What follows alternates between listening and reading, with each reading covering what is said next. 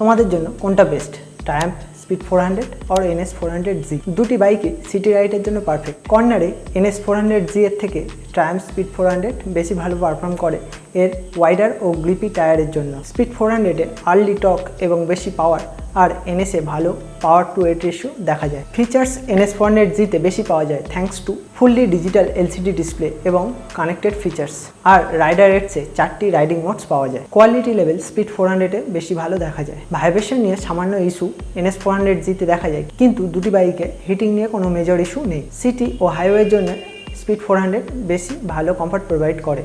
তাহলে এর কনক্লুশন কি? স্পোর্টি লুক, বেশি ফিচার্স আর অ্যাফোর্ডেবল প্রাইসে যদি চাও তাহলে NS 400Z তোমাদের জন্য বেস্ট অপশান। আর যদি রেট্রো স্টাইল, ভালো কর্নারিং এবিলিটি, বেটার কমফর্ট চাও তাহলে স্পিড 400 দেখতে পারো। ভিডিওটি তাদের সাথে শেয়ার করে দিও যারা এই দুটি বাইকের মধ্যে confuse. As always, be together, ride together.